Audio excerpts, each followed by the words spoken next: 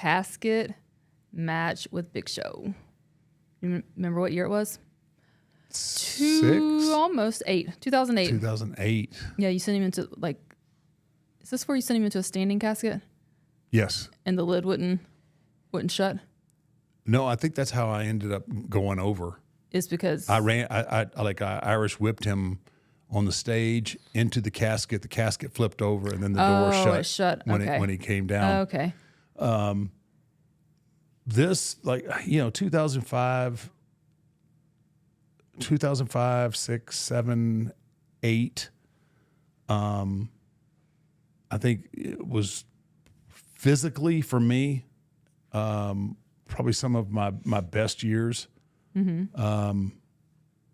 Still got a lot of bounce in my steps, No pep in your step, and a fluidity in my body, and Big Show at this point has really got a really good understanding of what we do now, right? And you'll see him the way he sells and does different things. Sometimes it was kind of like that Yokozuna effect in his cell. Unassumingly athletic. Huh? Unassumingly athletic. Yeah, I don't know if it was in the beginning of this before, I think it was in another match, but I mean, he's really good, and these are the little things that really set everything up and make everything make sense. Are the facials and the different cells from him. So he did a really good job in this. No pun intended, but wasn't he one of the first big guys to jump from WCW? Yeah, he came over pretty early on, and he was like a big lump of clay that we had to mold. Yes. Not only as a performer, incredibly gifted athlete. He's legit 7'1", 7 foot, 7'1", 400-pounder, 500 pounds, whatever he is, but a legitimate athlete, and but sometimes wanting to be athletic and do all those things didn't work. Didn't make sense. Didn't make sense for him being a giant. So I think he got mentored. He got really mentored a lot, good and bad. I was about to say, I may have seen you, mentor him partially a few times. Yeah, but the funny part about that is, though, it came around completely full circle, and where I seen him mentoring. Mm-hmm. And repeating things that I remember telling him. So, and he gives you credit for that. He used to always talk about that. Yeah, it took him a while, but he picked it up, and look, he you still really got signs. Take her, bury me alive. That lady wants you to bury her alive. Well, I still had it back then. Still got it. Yeah. All right, let's see. Let's see how we Giant versus giant. No bat wings, no leather. Just dukes. Just dukes. No gloves. Just the red line across the head from the hat. That kind of became a staple. Yeah. Look at John Cone. John Cone. Look at the show. See, he's doing nothing but it's just. Jeez, he's huge. Watch Charles look the exact same. He does look exactly the same. Oh. Now that casket, that's not like that big. No. This is a bigger than normal casket, but this is a casket specifically built for a big person who's died, obviously. Now, we no disqualifications or any countouts, ladies and gentlemen, and we're not looking for pins or submissions here. Only one way to win. You put your opponent in the casket, and you shut the lid. Were you ever concerned that he wouldn't fit in the casket, or did you know? Because I know you custom built some for your opponents, but yeah, were you pretty confident he'd go in? Yeah, well, we tried it. I'm sure they tried it out. I noticed 3 announce tables over there. So you got what? Raw, SmackDown, and ECW commentator tables, announce tables? I think it's Raw. I don't know. It's one of the Raw, SmackDown. And that's why you got that's ECW. Striker that's over Matt there. Striker, yeah. Yeah. Yep. And then Raw, and then SmackDown. Ooh. Ham hock. Heavy. Now I know y'all were super close. Almost like brothers, and I definitely know that you treated him like a brother. Because he was easy to mess with. What are you talking about? You know what I'm talking about. You would mess with him all the time. Did you mess with him during matches? What? I don't know. What do you? You are such a liar. In matches, probably not in this match. Not in a PLE or TV. And house show matches, maybe. But they were all learning lessons, though. He makes those chairs look like they're 2 Yeah, like pounds. they weigh nothing, right? Those are like awkward and kind of heavy. Oh. What was that, the monitor? That was one of the monitors, which are kind of heavy and not the best idea to swing them like that. But I figured it was Show. He could take Gotta it. throw everything he's at big. him. He could take this. Yeah. The Big Show is on the what the winner? And the Undertaker driving the largest athlete in the world right through the announce table. Well, that's a tailbone breaker right there. That's a hip replacer. It'd take a lot I'm to keep thinking that right now, big guy why down. on earth would I take that and lead with my butt? Oh. Oh. So I still had hops then. So when he came in, did you feel like since he was a big guy that you should teach him the ropes and kind of take in that big brother mentorship role? Oh, well, yeah. I mean, you look at it. In his first match with WCW, he wins the WCW. He wins the world title for them. But he was also in a system where he wasn't learning anything but bad habits. Right. And he got here, and he brought a lot of those bad habits with him. Not only in the ring, but the way that he dealt with people. And I mean, obviously, you have a 7-foot monster athlete. Like, if you can get his stuff together here, yeah, it's a future. Right. It's a future opponent. So yeah, I want to mentor him and get him on the right page and be obviously a viable opponent for several people, right? So he pushed the limits of my patience several times, but also, like, I always looked and like, man, if he can get this shit together, he's going to be a player. Right. But he always listened, right? Like, maybe not.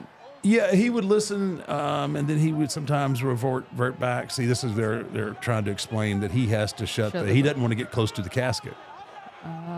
He doesn't. He's freaked out by the casket. So, see, this is just storytelling. Well, you get the impression Big Show doesn't want to touch the casket, but The lid's going to close all the way, and the Undertaker's got it blocked. I think he just spared my leg right there. Some good flexibility. Oh. Oh. He's alive. Dang. I think one of these punches looks that one. I didn't touch him, actually. Okay, I mean, I've seen a few, but what? Top of your head. Show testing your patience. Like, give me something. Give me an example. I'll give you one example that kind of in the ring, and one just on a personal note. Okay. So for a long period of time there, we'd get to the buildings early. 12, 1 o'clock was our call times. Right. And nothing really went on for a few hours, no rehearsals or anything like that. So I think most people by now know that we played a lot of dominoes. And we're playing dominoes. I think it was myself, Kane, Godfather, and I don't remember who the fourth was, but we kept a friendly game. We didn't play for money. We played for bragging rights, right? Be able to talk trash for the rest of the day and who the best domino player was. Well, we caught that joker double palming, or he was palming a double five, like when he was doing the dishes. And we caught him, which is cheating. You caught him cheating. Yeah. And yeah, he almost got jumped that that day.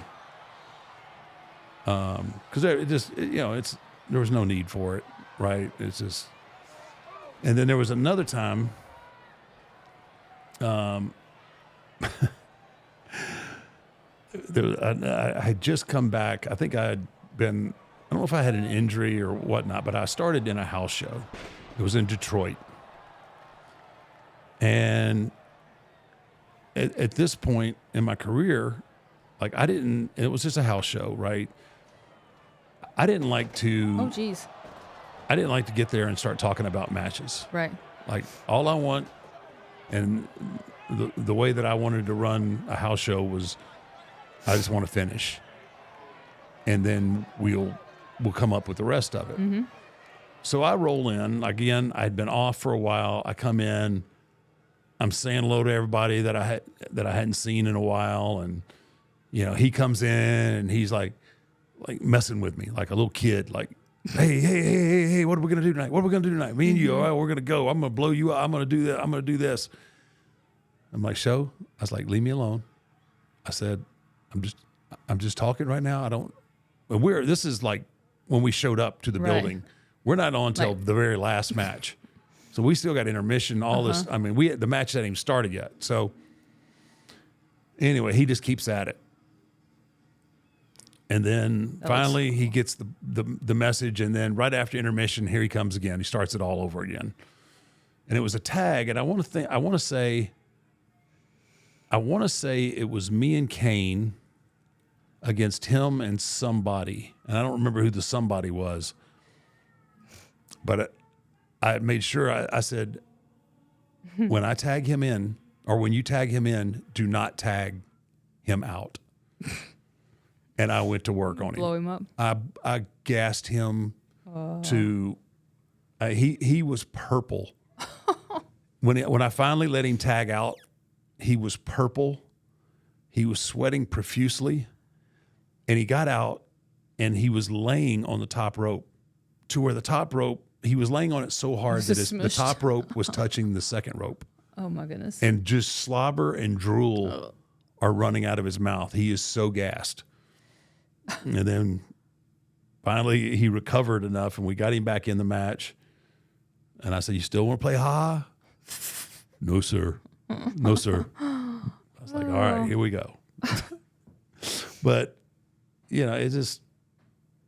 by that time he was really feeling comfortable, and he knew that he knew I was hard on him, but he knew that I loved him, and I actually was looking out for him. Yeah. But sometimes it was tough love.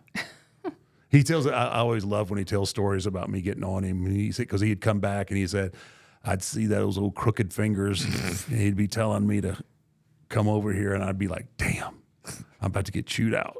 Oh. But remember when he made you so mad overseas on one match that you decided to play a rib on him and have everybody not talk to him? Nobody talked to him on the bus. And he was coming up to me like, he called me MC.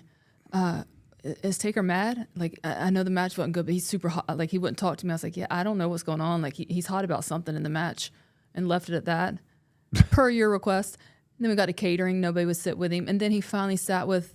He sat by himself. Valley Dave. No, everybody moved first. Yes, you said when he comes down. and sits down, let's all move. Oh my gosh, y'all! I felt so bad. Show sits down, we all move. I thought he was gonna cry. Like he was like this, eating by himself, and then Dave felt so bad that he went. Yes, and told him. Dave's kind heart. He's like, I can't do it. See, he had to go sit by him. I know. I think it was the same night Dave choked on a chicken wing, which was terrifying. But anyway. Yeah. Yeah, you did mess with him.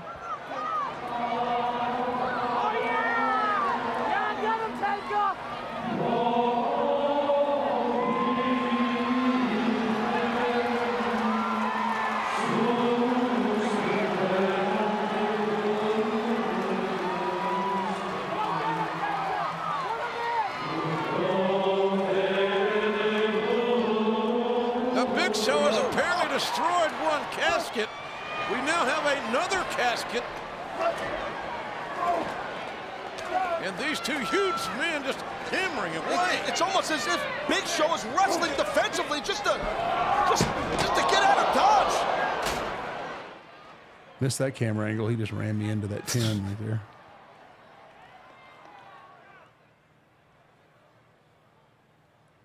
See, that one doesn't look that deep. He's so freaking strong. Yeah. Sheesh. Like, that's not light. There's no way that's light. It's not light. No. Whoa, what? Big Show teetering on disaster on the edge of the staging area. And Big Show in the casket. The lip chops. Was that planned or did it just happen to? I don't remember. That's pretty good. Regardless. Yeah, I love it though when there's like happy accidents. Like, if that were a happy accident, it was cool. See, that was actually fun. That wasn't painful. Yeah, I just made most of that up. I don't know that any of it was true. You didn't have to say that. Nobody would have known. No, believe me, they're going to fact check This everything. is true. This is true. It's okay.